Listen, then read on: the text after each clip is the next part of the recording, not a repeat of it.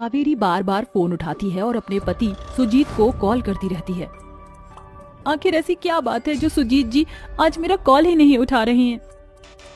बहू, तू तो बहुत ही ज्यादा शक करती है मेरे बेटे पर। अरे इतना शक मत कर, नहीं तो मेरा बेटा तेरे लिए सच में कोई सौतन ले आएगा। अरे माँ जी, शुभ शुभ बोलिए, आप ये कैसी बातें कर रही हैं? ऐसा दिन देखने से पहले मैं मर ही जाऊं। तभी कावेरी के दरवाजे पर कोई दस्तक देता है। रुकिए माँ जी, मैं जरा देख आऊं आखिर दरवाजे पर कौन खड़ा है। जैसे ही कावेरी दरवाजा खोलती है, दरवाजे के सामने उसका पति खड़ा होता है, लेकिन उसके पति के साथ 4 सुंदर और गोरी लड़कियां खड़ी होती हैं। सुजीत नशे की हालत में होता है, जिसे देखकर कावेरी के पैरों तले जमीन खिसक जाती है। सुजीत जी, आपने ये अपनी क्या हालत बना रखी है? और ये चारों लड़कियां कौन है? अरे तुम्हें नहीं पता, ये चारों तुम्हारी सौतन है। सौतन, इसका नाम रीटा, इसका नाम मोहिनी, इसका नाम गुंजन, और ये मेरी सबसे प्यारी सुप्रिया है। ओह डार्लिंग, तुमने अपने घर में इस अमावस्या के चांद को क्यों रखा है? इसे मेरे सामने से हटाओ। हाँ सुजीत, मुझे भी इसका चेहरा बिल्कुल पसंद नहीं आया। मुझे तो लगा तुम्हारी बीवी है तो सुंदर होगी, लेकिन ये तो काले रंगत की है। तुम लोग इसके ऊपर ध्यान मत दो, तुम बस मेरे ऊपर ध्यान दो।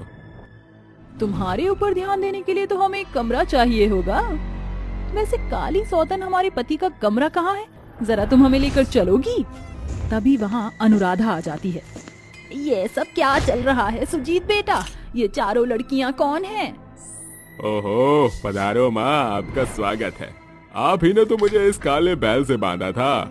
मैंने आपको कहा था मुझे ये लड़की बिल्कुल पसंद नहीं है, फिर भी आपने जबरदस्ती मेरी शादी करवा दी। सुजीत, तुझे ऐसा करते हुए जरा भी शर्म नहीं आई? माँ, आप ही ने तो सिखाया था, जिसने करी शर्म उसके फूटे करम। तो मैं अपने करम कैसे फुटवा सकता हूँ, इसलिए मैं बेशरम बन गया। और अब देखो, मेरे पास 4 पत्नियां हैं, और वो भी एकदम गोरी चिट्टी। ऐसा कहकर सुजीत उन चारों को अपने कमरे में ले जाता है, जिसके बाद कावेरी अपनी सास के कंधे पर सर रखकर फूट फूट कर रोने लगती है। आखिर ये सब क्या चल रहा है माँ जी? आप तो मुझे ये कहकर इस घर में लाई थी कि आपका बेटा बहुत सीधा है, लेकिन आपके बेटे ने तो मेरे सामने एक नहीं बल्कि 4 सौतन लाकर खड़ी कर दी। बहू, तू चिंता मत कर, मेरा बेटा नादान है, वक्त रहते समझ जाएगा। कावेरी को कुछ समझ नहीं आता, जिसके बाद वह रोते हुए रसोई में नाश्ता बनाने चली जाती है, लेकिन सुजीत वहाँ गुंजन के साथ होता है। अरे जाने मन, तुम्हारे हाथों में तो जादू है, जादू। तुम जो भी बनाओगी मैं खा लूंगा, और अगर तुम जहर भी पिलाओगी तो मैं पी लूंगा। अजी, आप कैसी बातें कर रहे हो? मैं आपको जहर नहीं शरबत पिलाऊंगी, ये लो पी लो। गुंजन और सुजीत का रोमांस देखकर कावेरी को और गुस्सा आता है। वो वहाँ से चुपचाप अपने कमरे में चली जाती है, जहाँ उसे सुजीत बाथरूम में सुप्रिया के साथ नहाता हुआ नजर आता है। अरे ये क्या? अभी तो सुजीत जी रसोई में थे, लेकिन अचानक से बाथरूम में कहाँ से आ गए? कावेरी अपनी सौतन के साथ अपने पति को रोमांस करते हुए देख बहुत उदास हो जाती है, जिसके बाद वो वहाँ से भी चली जाती है। एक काम करती हूँ, अपना दिल बहलाने के लिए इन कपड़ों को छत पर सुखा आती हूँ। कावेरी कपड़ों की बाल्टी लेकर छत पर पहुँच जाती है, जहाँ सुजीत मोहिनी के साथ कपड़े धुलवा रहा होता है। हे भगवान, इन्होंने तो कोई जगह ही नहीं छोड़ी। जब मैं घर में रहती थी तो एक ग्लास उठाकर रसोई में भी नहीं रखा होगा, और आज देखो मेरी सौतन के साथ मिलकर कपड़े भी धुलवा रहे हैं। कावेरी वहाँ से भी चली जाती है, जिसके बाद वह रोते रोते अपनी सास अनुराधा के कमरे में जाने वाली होती है, लेकिन उसे अनुराधा के कमरे के बाहर से जोर जोर से हंसने की आवाज आती है। अरे ये क्या? यहाँ हंसने की आवाज किसकी आ रही है? कावेरी दरवाजे से झांक कर देखती है तो अंदर सुजीत मोहिनी के साथ अपनी माँ के पास बैठा होता है, और अनुराधा उनसे बातें करते करते हंसने लगती है। अरे वाह बहू, तू तो बहुत ही मजाक किया है, और ये पकोड़े तूने बहुत स्वादिष्ट बनाए हैं। रंग रूप के चलते भगवान ने तुझे संस्कार भी बहुत अच्छे दिए हैं। अरे माँ जी, इसका क्रेडिट तो आपके बेटे को जाता है। बहुत ही सोच समझ कर और ढूंढ कर इन्होंने मुझे चुना है। सुजीत बेटा, तूने बिल्कुल सही कहा था। मैं तो तेरे जैसी पसंद लेकर ही नहीं आई। तेरे साथ तो मोहिनी की जोड़ी बहुत अच्छी लग रही है।